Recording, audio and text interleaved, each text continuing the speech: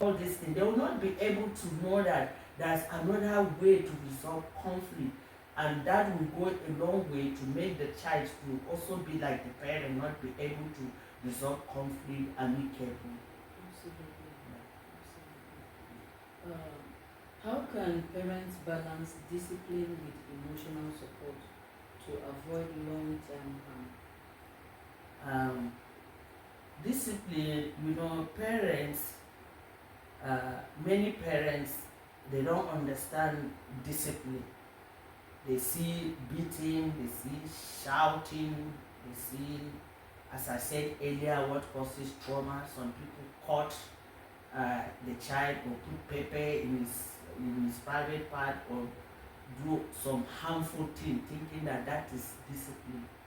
That is not discipline. For us to balance discipline, we have to set boundaries. Let the child, have no boundaries.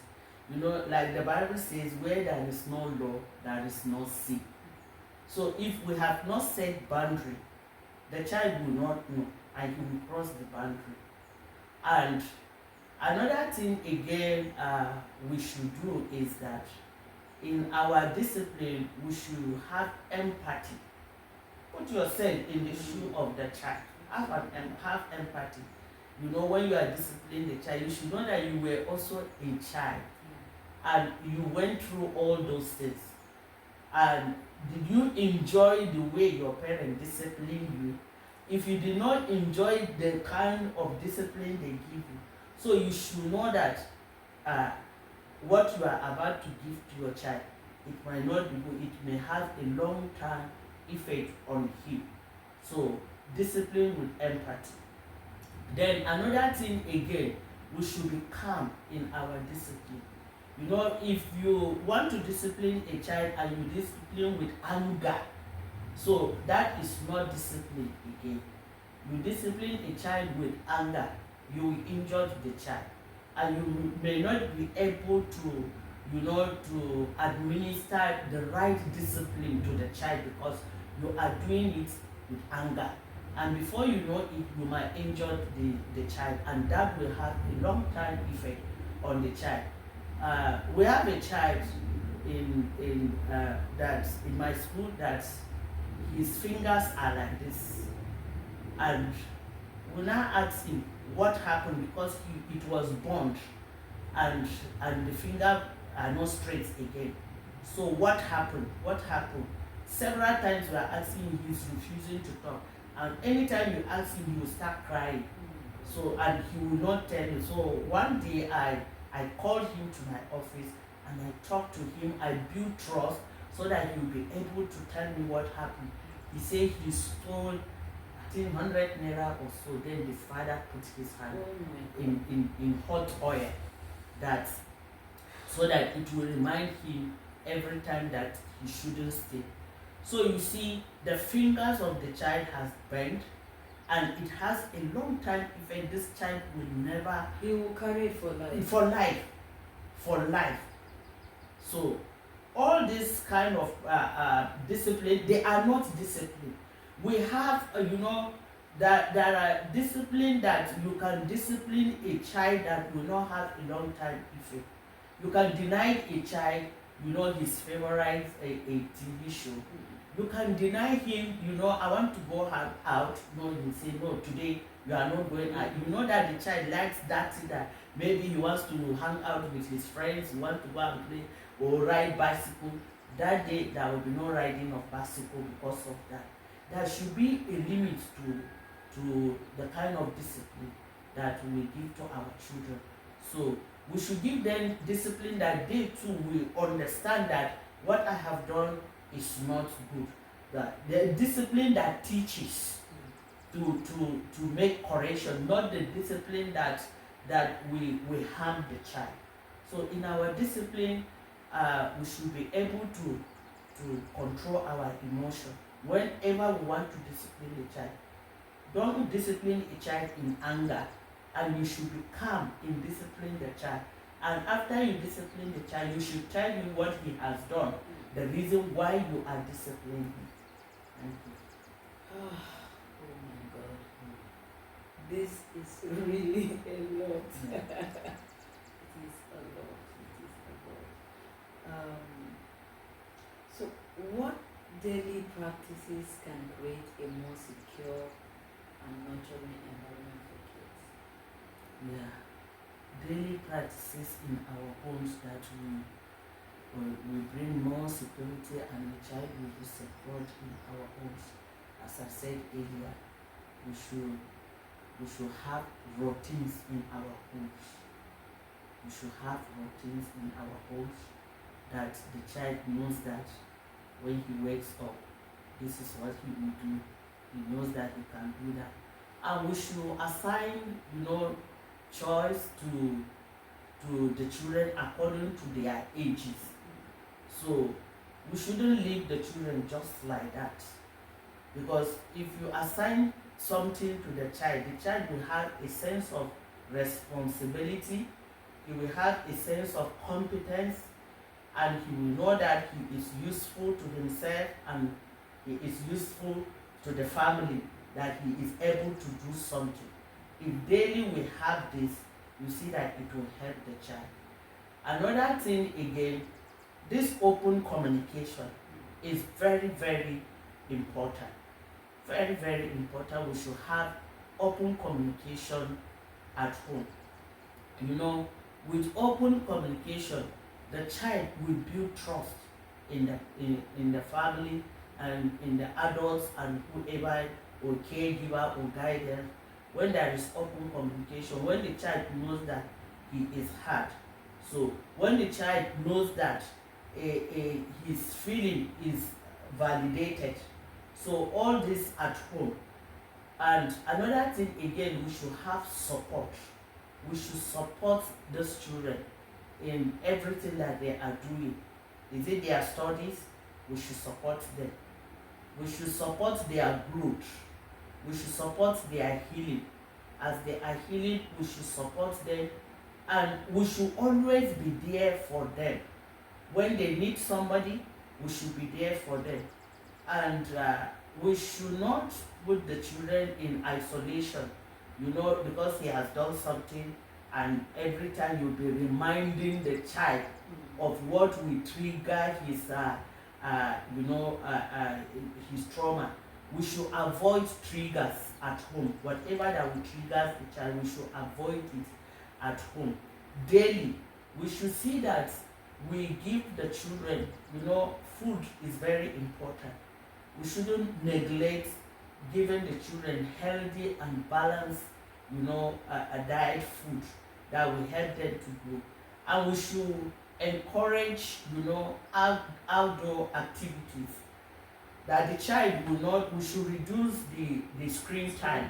Yes, the child will just sit down and just be watching. He will feel bored. He will feel he has nothing to do. Outdoor activity, help the child with his health, mental well-being. So we should encourage that. Take the children out, stay together with them, discuss with them, do things together with them. If you are a Christian, you can pray together with the children. You can involve them in what you are doing. When you involve them, they will feel belong. They will not feel isolated. And most importantly, we should stop criticizing the children. Don't use the stature of the children or his size and call him by that name. I'm repeating that again because it is happening in our homes. So daily we should support the children. They need support at all times. They want the parents to be there for them. We should not be absent parents. When they need us, they are not there. And we should listen to them. We should listen to them. We should observe them.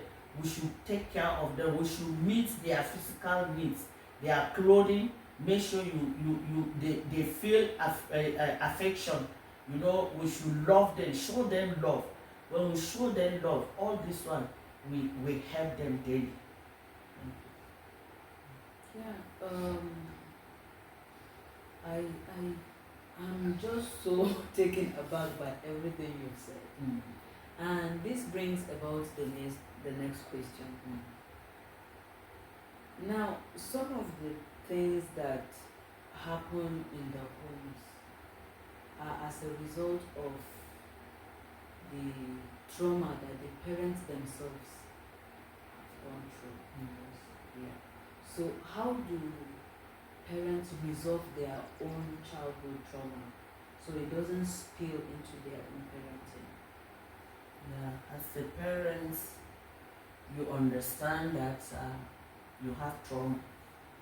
Number one thing, I want you to know that you shouldn't, transfer it to your children. Number one is you should look for a group to belong to a group. Because if you are living in isolation, you are living alone, you may not know that there are other people that have passed through that also.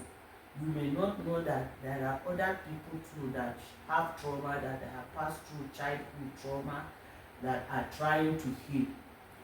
So, but if you look for a group and you belong to a group, a trusted group of people, you see where you sit down, you discuss, your past experience. You will hear another person will say his own, another person, and together, when you are together, you see that there will be healing process. You will be able to help one another, and you will be able to grow, and you will outgrow that. That is number one. Number two, you as a parent, you have to have self-control. You have to have self-control.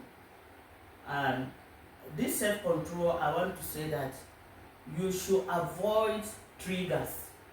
You know the things that triggers those experience and the memory of the things that have happened in the past.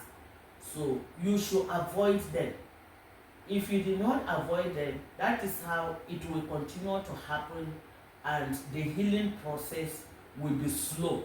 You will not be able to heal, and you see that you will use that trigger and affect your children. Maybe you will cause them also pain, and you see that before you know it, your children too will be carrying trauma.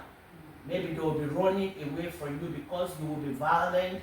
Because I know of a woman that because of that, even the child she gave birth to, she did not want to carry the child.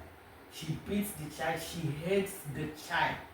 Why? Because she was raped and was pregnant and gave birth to the child. She doesn't know the father of the child. So till the child grew up, she that anytime she sees the child, there will be a trigger, and she beats the child. She doesn't care for the child, not until later when the child grew up through struggling. Thank God extended family helped the child. So she came to ask the boy, she wants to know why it is like that. That is when the mother opened up and told her. But gradually she forgave her, and the healing process starts again through therapy and so many things.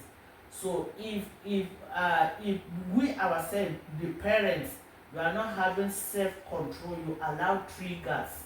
So you see that the healing process will be slow, and you will transfer the pain to your own children. Another thing again, you should know that healing does not happen instantly. Healing process is a journey. It's a journey. It happens gradually. So the parent have to be patient with that, because the healing starts gradually, and sometimes there will be bad moments. You should know that when you are healing, you shouldn't expect perfection just at once. You know that sometimes bad moments will come, and they will come, they will go, but still strive to see that you are healed. And another thing I want you to know as parents is that when you exhibit those bad habits, because of trigger, you should apologize.